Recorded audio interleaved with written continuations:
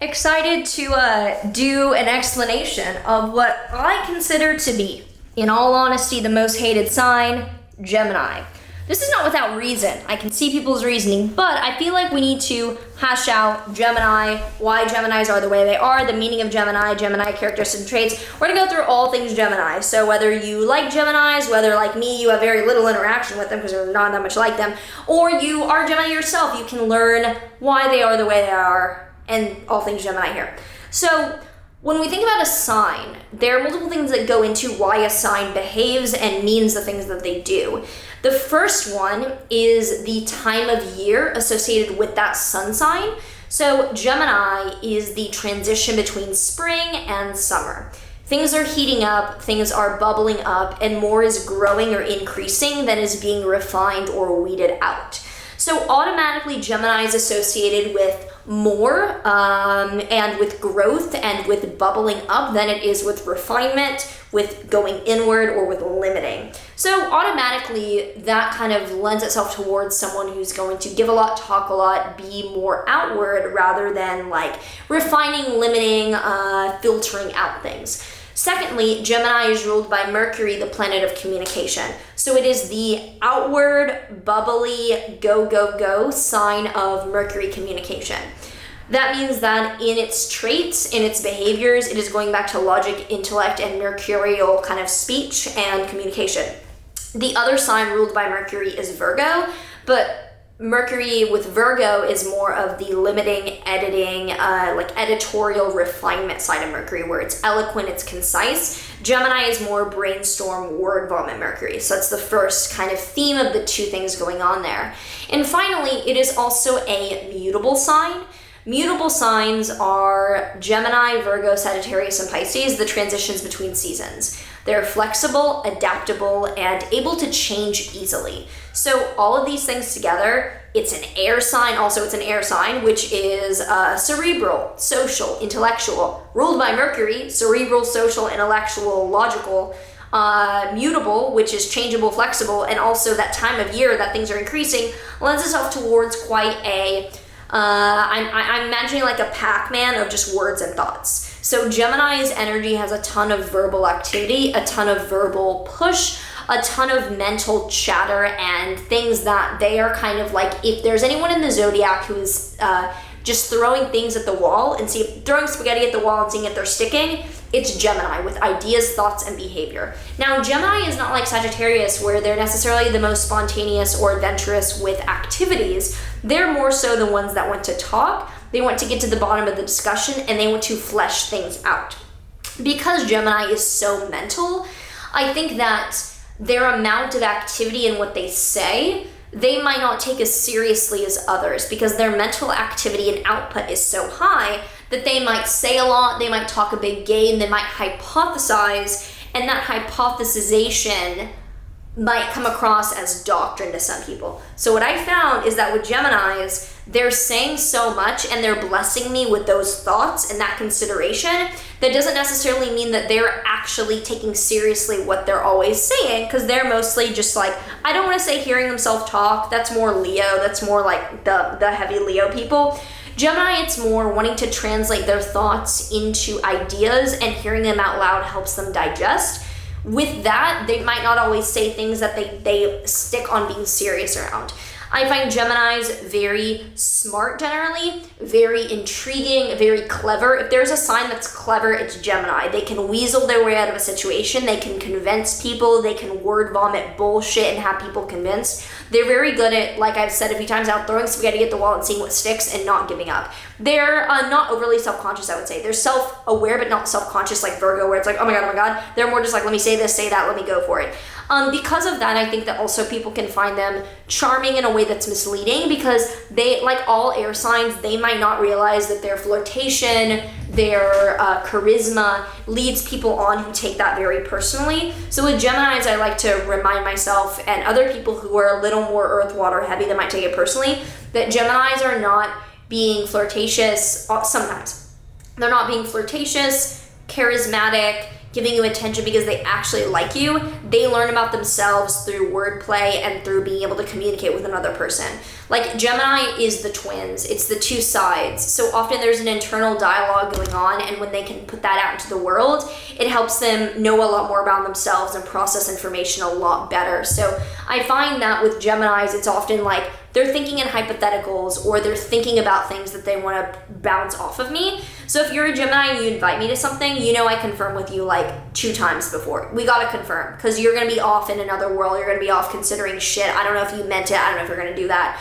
I find that Gemini women can be very like charismatic, gab, love to talk about ideas, people, things, gossip, etc. They're not usually vindictive or usually too like vengeful. I think that the plus side to a Gemini woman is that you want someone at a party there for you. You want someone to just talk to because you're bored, you can call them. The downside can be when they're telling your stuff to other people or letting that get out because they want something to bounce off of someone else, and sometimes they're like testing the waters with your shit. With Gemini men, I find them a little bit more fuckboy player. I roast every sign. I'm not singling you out. I find them to be just very quick and good with words in a way that tends to get people hooked in. And then you find out, you know, they didn't really mean that. I don't find them to be as, I think that the mixture of Gemini and feminine lends itself very much towards charismatic girl in bathroom, like I love you, and then also telling some of your deeper things. With Gemini and masculine energy, I don't find that it's as bubbly, but it's more charming, on the nose, charisma, and being able to like slide in. It's also, it's less manipulative, I find, because Gemini and women I find very good at controlling in a good or a bad way social situations. And like I said, I roast every sign, so I'm analyzing this in a very neutral way. Like, I have friends with plenty in Gemini. I don't have anything in Gemini, so I can't really relate to that. Just the way the Geminis work, I don't really, it's very different to me. Like Gemini and Sag, I'm like, I have nothing in these signs. How interesting. But Gemini is very much the trickster, fickle, little, it's the twins. There's 2 sides there. And I think that if you can keep things lighthearted, banter, whatever, banter with the Gemini is like the fucking best. They're smart, they're funny, they don't care about, they like to blur lines in a way of just like, they can think of things and think of metaphors or comparisons or a way of speaking that is quite inventive and quite smart, so I value that. It's when you're very close with a Gemini and you are not clearly defining terms that things can get messy. I mean, I've never had a bad situation with a Gemini guy necessarily. I've never dated anyone that wasn't, I think my 2 boyfriends were Taurus, Pisces, Capricorn. I've had 3 boyfriends. I thought 2 were briefly, but no, they were all like heavy earth water, because that's like the people that I tend to be around. But with Geminis and like guys, what I can see sometimes with other people is just like not being clear with them and never being serious with them, and therefore when they hurt you, you're kind of like, you feel stupid because it's like, oh yeah, I never really, like, they can lead on very well. So I'd say to specify terms. I'm gonna have a ton of Geminis in the comments saying, no, I'm not like that, I'm super loyal, I'm super committed. Well, yeah, you probably have like Venus and Cancer or some shit that's like, oh, that's cute. Because like when Gemini is coupled with more safe things in astrology, it can be a really nice breath of fresh air and nice pace. It's when Gemini is isolated and on its own, like any other sign, that some of these more intense traits can come out. My mom was a triple Gemini, so I do not speak out of not being familiar with this energy, but Gemini is the energizer bunny mentally of the zodiac. I don't find them to be as extroverted or as performative as Leo or Sag. So I don't see them being the life of the party, but I see them being like this socialite, networker, social climber of the party, where they always have something to say, they always have tea. Gemini always has tea. And I'm kind of like with my Gemini friends, I'm like, bro, I don't want to know that tea. Like, I get it, it's a story, but like, I don't want that energy on me. Like, keep that to the people that want to spread secrets and shit. So Geminis can be, you know, your best friend when you want entertainment, you want a conversation. They're not going to be, in essence, the fit for... And I'm talking in absolutes. I'm talking about archetypes. Everyone's going to have a mixture. So almost everyone who's a Gemini is going to be like, no, I'm loyal. I'm sure you are. I'm sure you have other shit. I'm talking about Gemini and archetype. Gemini can be particularly polyamorous or like want multiple lovers, especially Venus in Gemini or whatever rules your 5th or 7th house if it's in Gemini. They want a taste of everything. Gemini wants to experience and dip their toe in everything, and because of that, if you have a lot in Gemini, you might find yourself struggling with monogamy. I have a ton of friends with things in Gemini who they openly are just like, no, I can't love one person. And then for those of us with like nothing in Gemini, we're like that is a lot. Like that's no. So there's this multiplicity, there's this like little, they want hors d'oeuvres of life. They want the hors d'oeuvres of life, and they don't care to leave a big mark or draw their territory anywhere. So they're okay with jumping around. They're who you want to talk to at a party. They're who you want to they're who you want to play chess for you, basically, either literally or in a social game. They're probably not who you want to trust all your secrets with in isolation. The inverse would be like, you know, Scorpios who you want to trust your Capricorn, Scorpios who you want to trust your secrets with. But also means that they can sometimes cut deeper. A Gemini, sometimes there'll be some psycho Geminis who do have other placements that make them cut real deep. Gemini will sometimes fuck you over with like standing you up or spilling your secrets, but like rarely is it like malicious. It's more so like they were bored and they just like didn't care about being, like they can be a little bit like mean trickster where they like didn't care about fucking you over and watching you at the end and they wanted to laugh. But Gemini is much more trickster energy than like chess game manipulative, even if some of the consequences of their actions can be a little bit extreme. So if you have Gemini placements, how are we doing 10 minutes? Okay, that's not bad.